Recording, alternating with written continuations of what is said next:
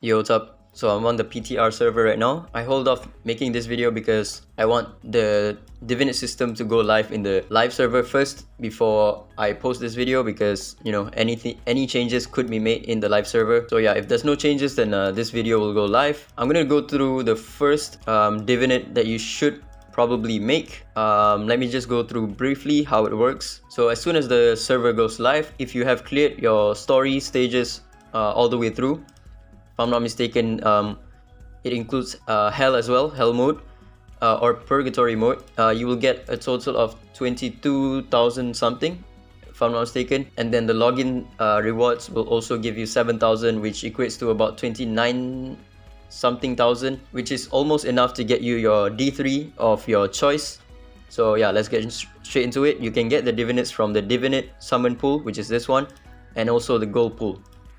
The Divinate pool, you can switch what characters you want to get the guaranteed. So there's no rates over here. As you can see, there's no rate, there's no chance to obtain or whatever, because whatever legendary that you pull will be your guaranteed legendary. So as you can see, the legendaries do not have rates in the Divinate one. When you go to epics, right? Epics, they do show you the rates, and the epic shimmer will have lower rates than the normal typing Espers. The PT is 100, so once you get to 100, if you didn't get any legendary along the way, then you will be guaranteed your Divinate. So that's how the Divinate summons goes. And then the gold pool, you will also have a chance to pull a legendary Divinate, but there's no pity. There's only a 1% chance. The total chance to pull a legendary Divinate is 1% without a pity. So yeah, it's a little bit of RNG, but one thing that you need to take into account is that when you take a look at all of the non-shimmer units, right, they're all at 0.0227%. But when you go to the shimmer legendaries, their rates are a lot lower, by like, what is that, 3 times lower than the normal shimmer, the normal legendaries. So with that in mind, with the legendaries being lower, to pull in the gold pool, you generally want to use your PT, your Divinate PT, towards legendary shimmers, not normal Espers. But you shouldn't be swayed because of the fact that shimmer legends get lower rates in the gold pool. You shouldn't go for all shimmer legends, and I'll get to it in a bit. Oh yeah, I forgot to mention one thing. You should use your gold records first before you start using your divinates, because you know, you never know what you can pull from the gold records. You might pull a divinate for like the one that you've been looking for, and then when you pull your divinates, you only need to pull 2 of them. So with that being said, let's go straight into who you should go first. So in my opinion, Tevor should be your #1 priority if you have him. His effect kind of sucks, not gonna lie. At the start of a round, the barrier crit damage plus 25% for the first turn. That's not really gonna do much for you. But because of the 900 attack stats that he gets, this is going to boost your falsetto fantasy ranking.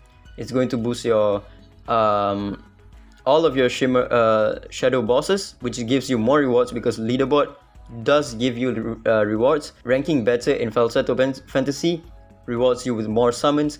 Ranking better in shadow bosses rewards you with more legendary boost stones. Also, he's very good in PvP, so this extra stats will be very beneficial for him. And also, this effect is kind of okay in PvP, not really that good, but it's okay. Your first unit should be Tevor, because he's good in PvP and in pretty much every leaderboard ranking. If you don't have Tevor, then you should maybe either go for Toland. If you don't really care about PvE, you don't care about any leaderboard rankings, you don't care about getting any rewards from the leaderboard, then Toland should be, I think, your second priority, because he's a shimmer one and he gets a very good divinate upgrade, because now his S3 now extends all of the target's maximum cooldowns to the max number of turns.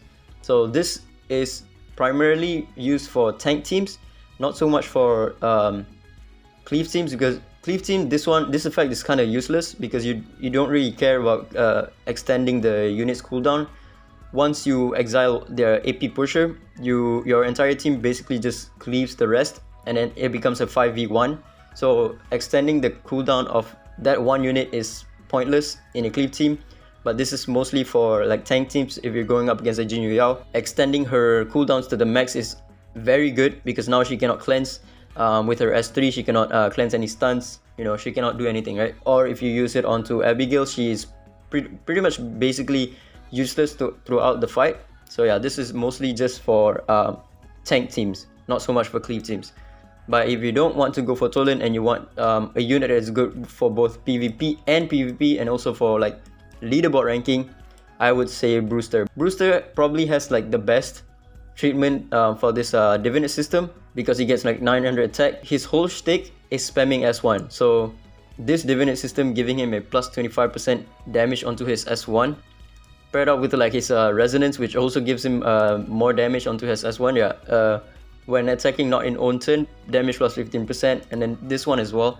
When his HP is lower, he gets plus 10% damage as well. He's gonna do insane amounts of damage. He's gonna be very good in Falsetto Fantasy. He's already like the best unit for APEP, one of the best units for Chronos.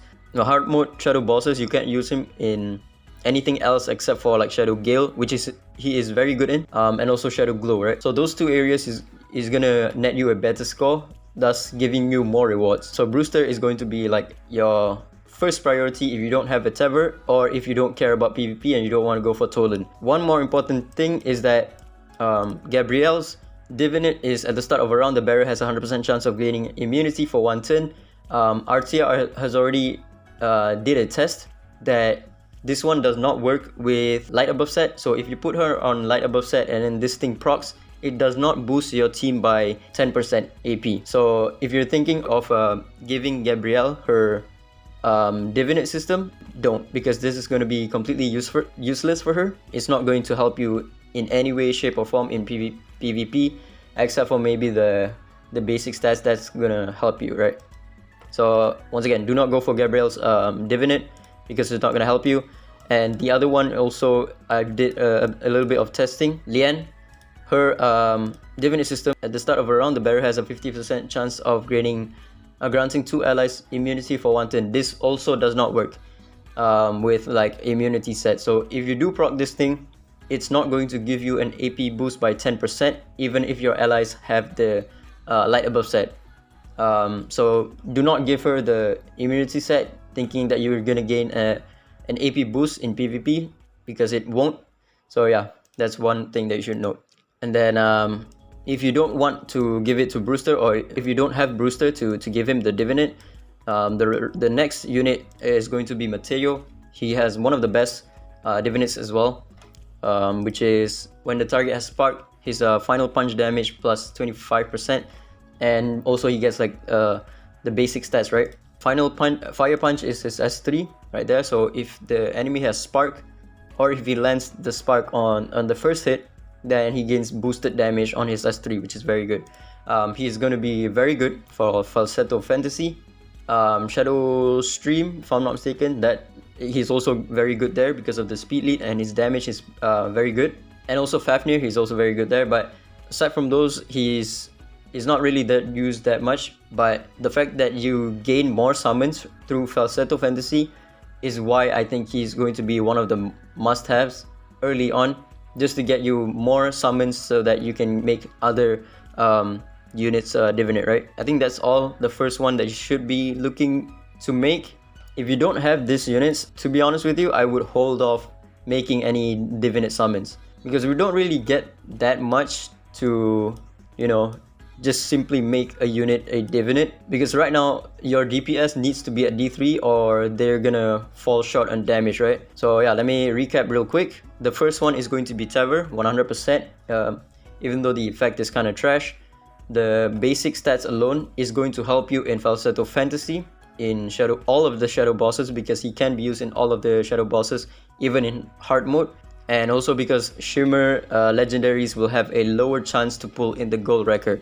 And then the next one, if you are into PvP and you don't care about PvE at all, will be Toland. Once again, he has a good effect and he has a lower chance to obtain in the gold record. If you don't have those two units, then you could go for Brewster, because he is one of the best Espers to give the Divinate.